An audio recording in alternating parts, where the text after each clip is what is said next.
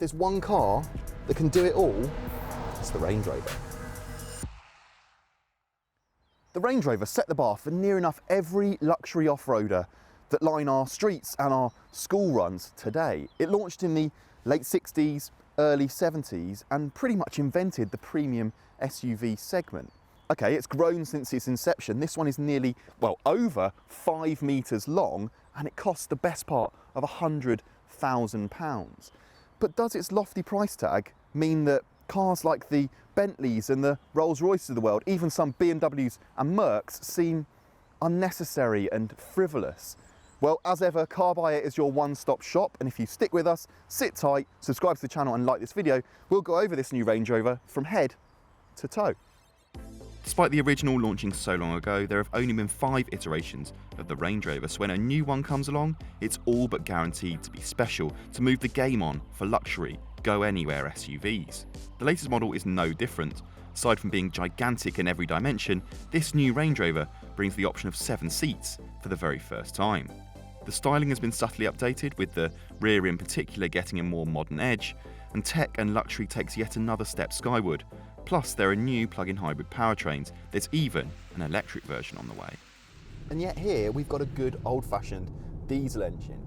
Okay, it's not that old-fashioned, it's got some mild hybrid tech under the skin, but to be honest, that's pretty inconsequential when it comes to what this new Range Rover is like to drive.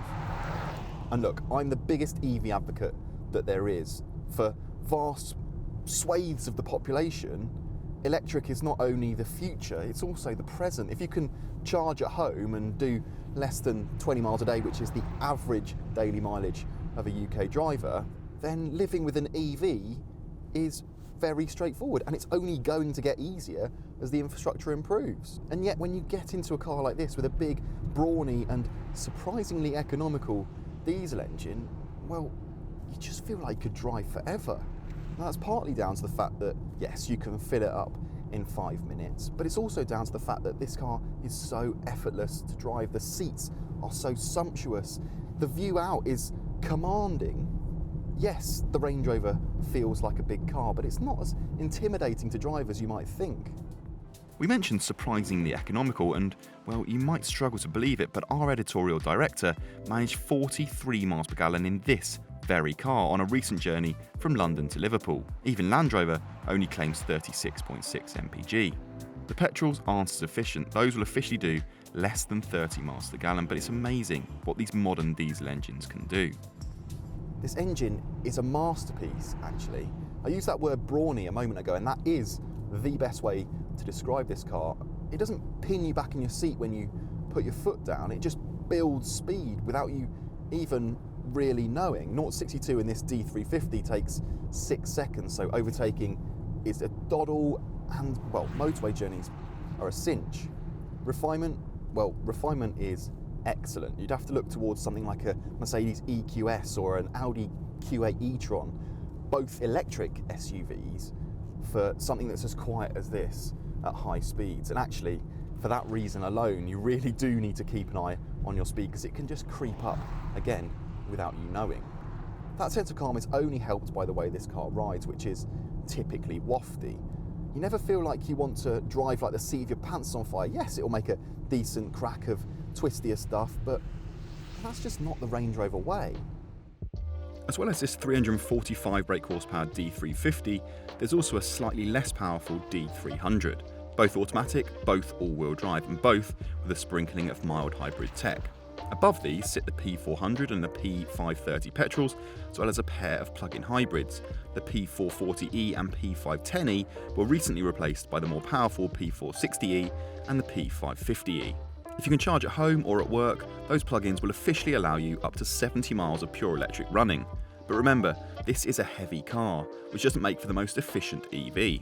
Company car drivers or business owners will save a packet on benefit-in-kind tax versus the equivalent petrol or diesel car, but you're unlikely to recoup any of that high purchase price by running on electricity. That's the trade-off, buying something so big and so heavy. The steering is light but accurate, but the best bit is the four-wheel steering. At high speeds, it helps with stability, but at low speeds, the rear wheels can turn in the same direction as the fronts at up to 7.3 degrees. Allow me to demonstrate. You see, this thing has the turning circle of a Golf and over 5 metres long. That's insane. And with all these parking cameras, you can pretty much park wherever you like. Now, one thing that remains the case here more than in most luxury SUVs is, well, the Range Rover is as imperious off-road as it has ever been. I think if you showed this thing a muddy track, the person driving would give up long before the Range Rover did. If there's one car that can do it all, it's the Range Rover. As well as all those engine options, there are lots of specs to choose from. As usual, I'll direct you to carbuyer.co.uk. You'll find everything you need to know about each of the trims there. But if you want me to sum things up in a sentence, well, we'd probably stick with the entry-level SE. Sure, there's plenty to like about our HSE car, and the autobiography turns things up a notch further. While the SV, lovely as it is, well, you won't get change from 150 grand. Nope, the SE with its 21-inch wheels, 20-way electrically adjustable leather seats, pixel LED lights and Meridian sound system, that'll do just fine. But as mentioned, this is the HSE, so it's the second of 4 specs currently available, but in all honesty, it doesn't feel enormously different to the base car sitting here inside. All cars get this lovely 13.1-inch Pivi Pro infotainment system. It's heavily updated over what came before, and it is really lovely to use.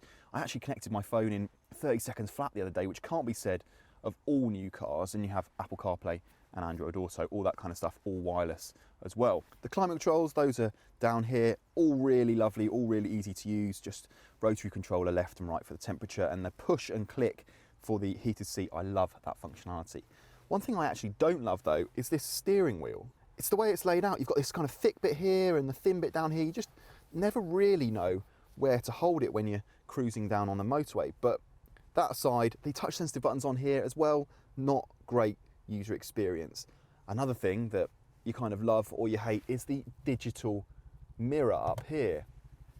But otherwise, it's a pretty clean score sheet for the Range Rover. You get this commanding driving position, the seats are really comfortable, storage is really good. You've got cup holders and cubbies everywhere. Quality on the whole, pretty good. This car's done nearly 11,000 miles, and apart from a little bit of discoloration on the seats down here, quality is pretty good. A Bentley, yeah, you might have the last kind of degree of quality on the switchgear, but on the whole, this Range Rover is pretty good, and you probably wouldn't have said that about Range Rovers of old.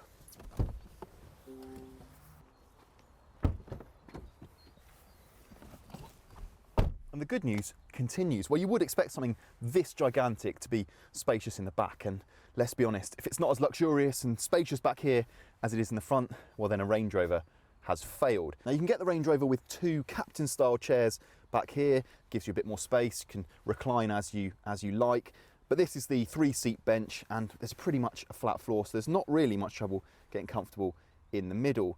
But even so, for someone who's just over 6 foot tall, there's loads of knee room and loads of headroom. Every car gets a panoramic roof, but this isn't even the long wheelbase version. If you go for that, you get a little bit more knee room and you get a couple of extra chairs in the back. In terms of other luxuries, you can get a fridge between the front seats, there's 4-zone climate control, USB slots down there, there's electric blinds on the side windows, you name it, if you want it, Land Rover probably has it on its options list. Now the one thing we've always loved about the Range Rover is its split tailgate, so it's brilliant that they've found a way to incorporate it on this new model. Whether it's sitting on here to take off your muddy boots, or putting your toddler or baby there to take off wet clothes or change a nappy, it's way more useful than you might expect. And it's a little bit shorter than it was before, so it's easier to reach into the back of the boot, which actually is quite far away. But regardless, you don't have to fold down the seats manually. There's a button here and they all fold down electronically. Leave them in place though, you've got 818 litres of boot space, although that's not really comparable with rivals because Land Rover measures it a little bit differently. So you kind of have to just understand that it's a practical car regardless, which actually leads us nicely onto our deal makers and deal breakers. As we said, the Range Rover is very versatile, as it should be given its size. And little does luxury quite as well as a Range Rover. The commanding driving position, strong refinement and exquisite materials. You'll be looking at Bentleys and Rolls Royces before you've got anything quite as comparable. There might not be an electric version just yet, but the diesels are so strong and surprisingly economical, you wonder whether that matters. Of course, those wanting the full EV experience will surely not be disappointed when the zero emissions model arrives in due course. It's not all good news though. At almost £100,000 for the very cheapest Range Rover, you'll need deep pockets to buy one. And running costs will be high, servicing and consumables aren't cheap. And then there's the sheer size of the thing. The Range Rover has never been a small car, and the four-wheel steering, the plethora of cameras, they all help when parking, but there's no avoiding the fact that at more than 5 metres long and almost 2 metres tall, it's a big car. And UK roads, well, they're not getting any wider. But to many, that simply won't matter. The Range Rover once again raises the bar for luxury premium SUVs and cements its place as one of the most complete cars that money can buy. In this form, with the strong diesel engine, the HSE spec with all the trimmings and all that space inside, I can't think of many cars that tick quite as many boxes. I just wish it was 20, 30, 40 grand cheaper. I guess you can't have your cake and eat it. If you like this video, then why not watch our review of the Bentley Bentayga or our luxury cars playlist. Thanks for watching.